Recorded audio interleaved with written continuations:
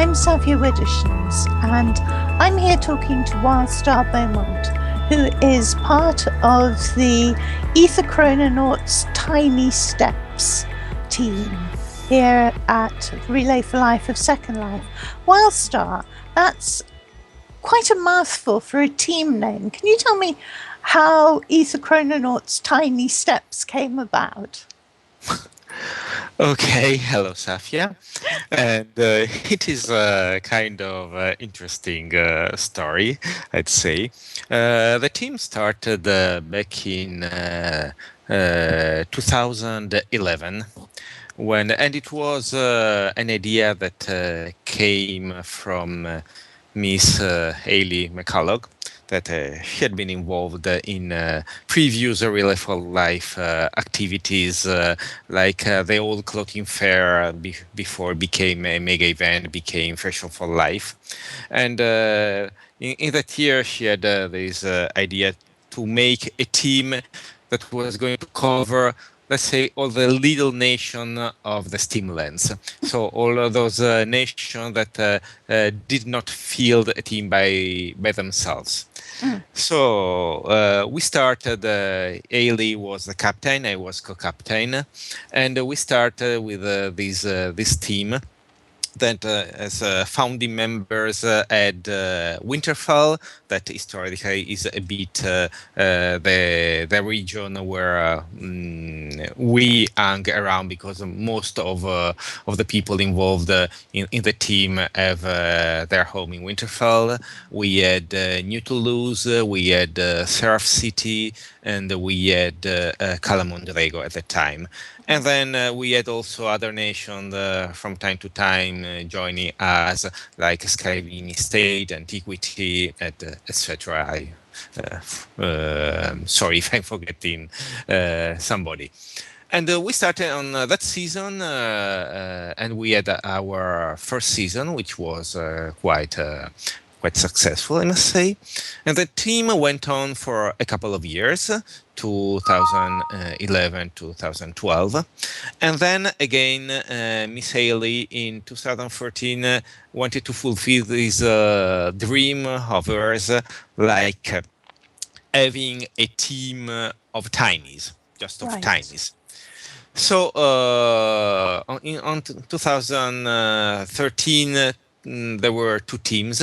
One was Aether Chrononaurs, that year was captained by Elder, and then there was the Tiny Steps team, which was made of tinies, and so there were two tinies related to each other, very friendly to each other, but to different teams. Right.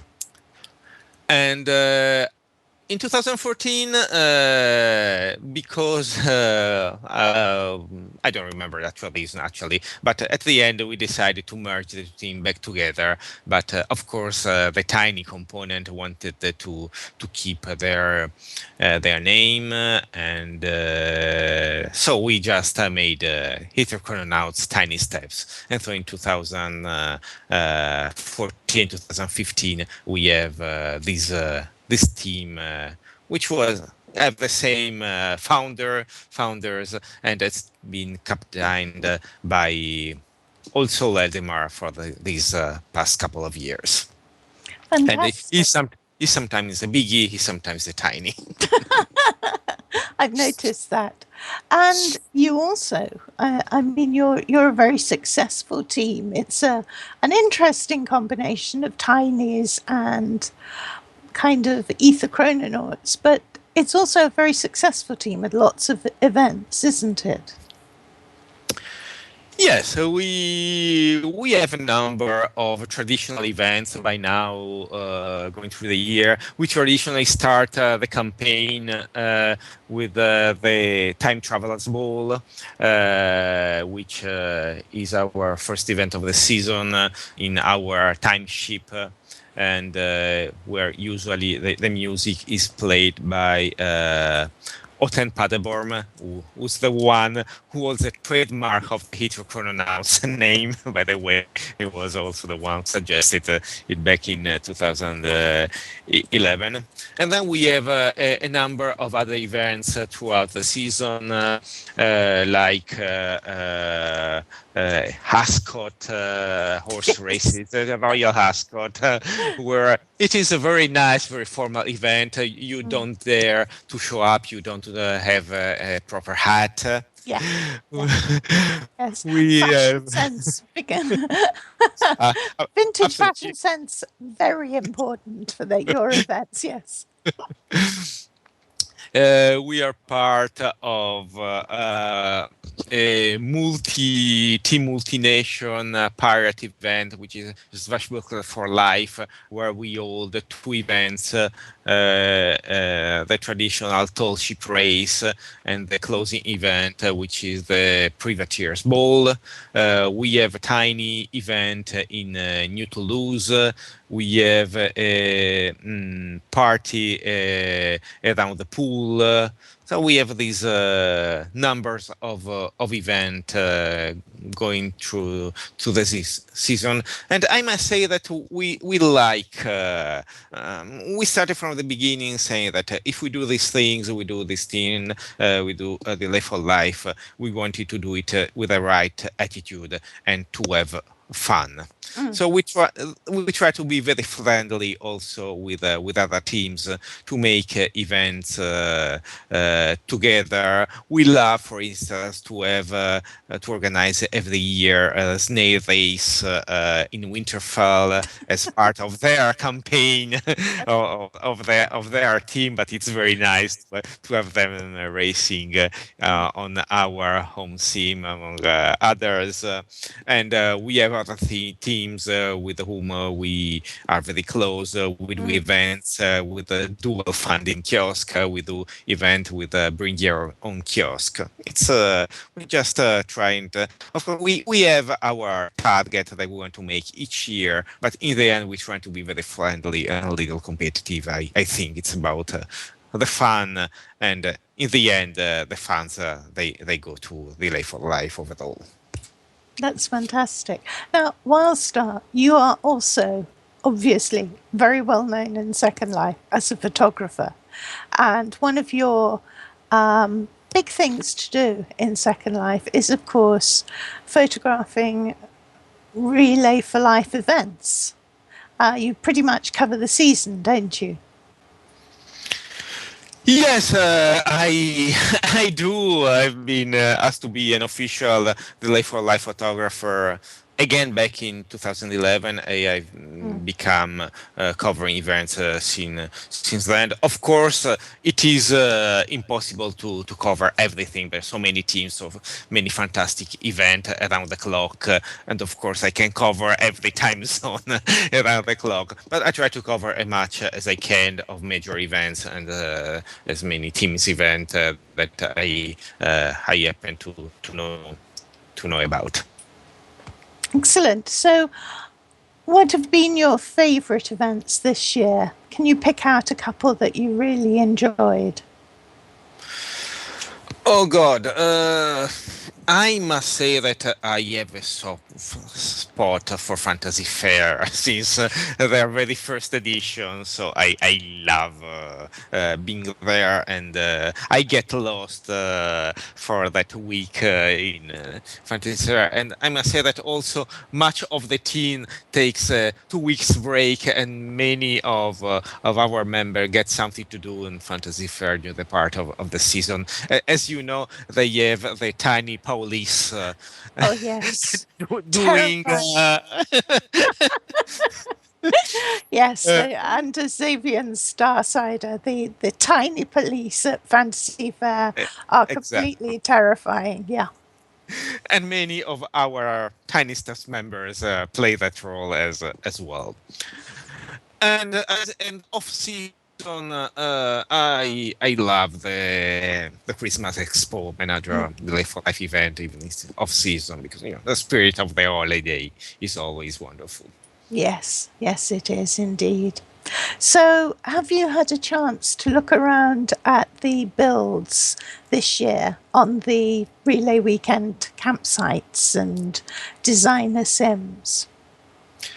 I haven't seen everything yet because it is huge. There is a lot of stuff to see. I have covered most of the designer sims so far, and I must say there are really, really wonderful builds.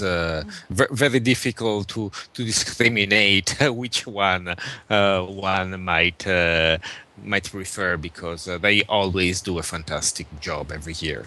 Absolutely, they do indeed. So, you're going. What are your plans for the weekend? Well, my plan for the weekend, as every year, is to be on the track as much as I can and take as many pictures as I can.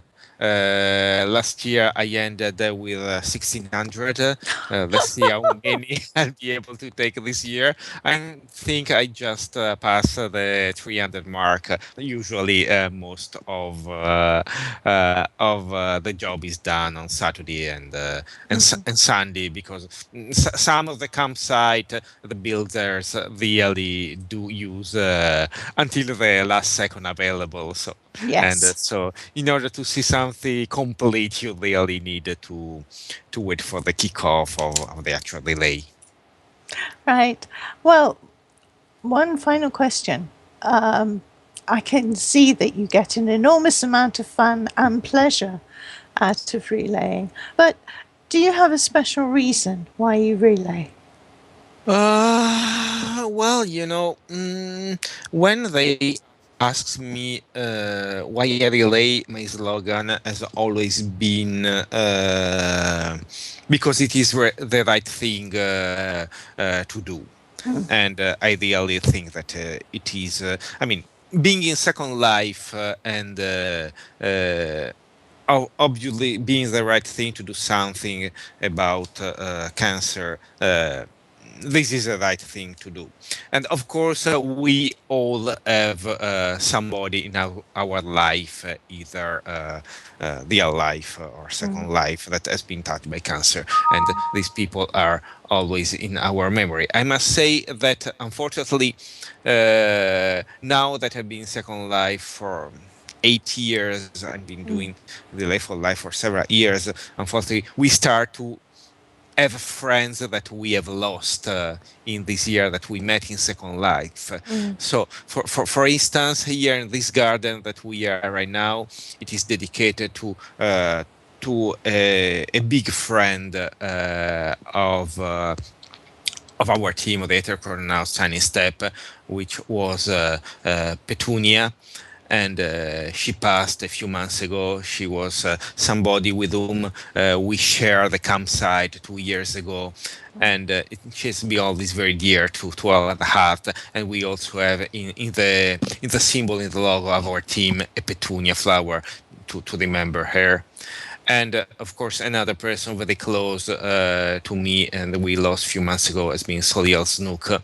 Yes. And there is also the team that was built to remember her, that it is just a next campsite.